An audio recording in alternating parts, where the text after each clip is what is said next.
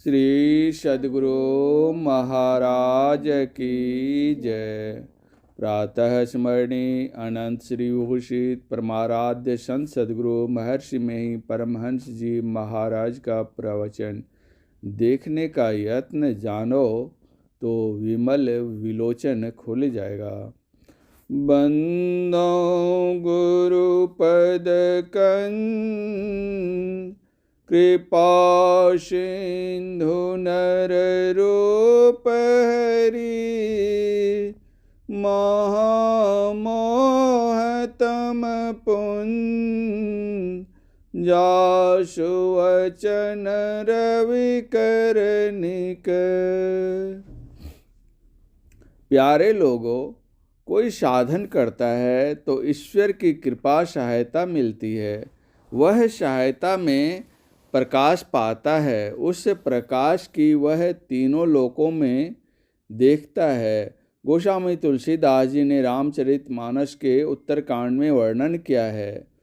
जब ते राम प्रताप खगेशा उदित भयो यति प्रबल दिनेशा पूरी प्रकाश रहे तिहु लोका बहुते न सुख बहुते न मन शोका जिन्हि साके ते कहूँ बखानी प्रथम अविद्या निशान शानी अगौ लोक जहाँ तहाँ लोकाने काम क्रोध करव सकुचाने विविध कर्म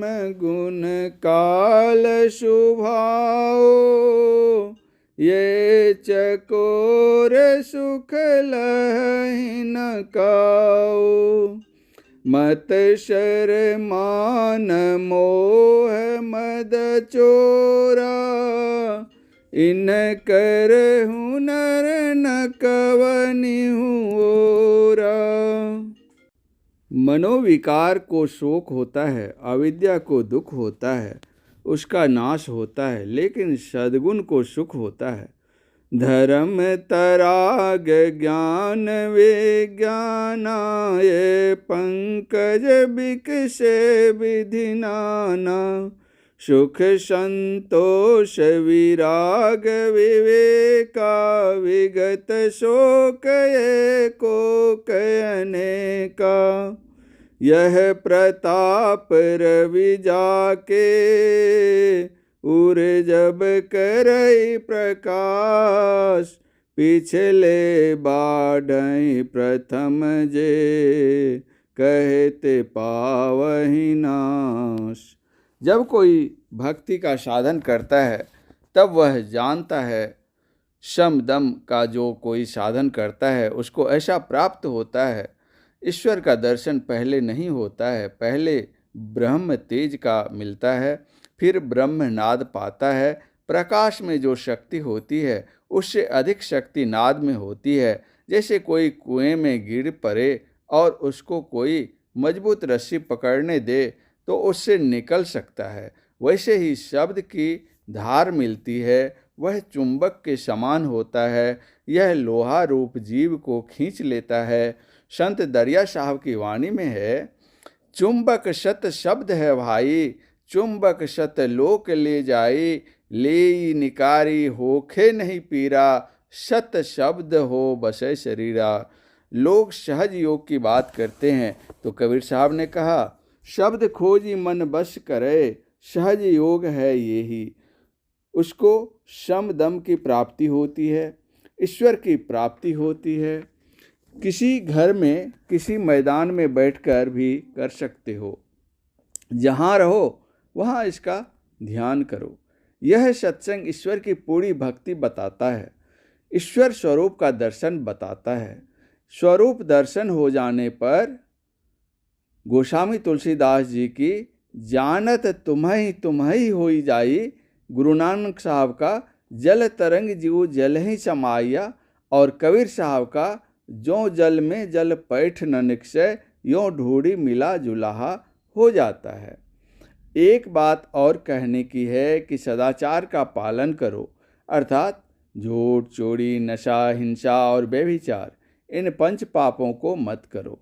रक्त शुद्धि के लिए, मन शुद्धि के लिए मांस मछली आदि नहीं खाओ।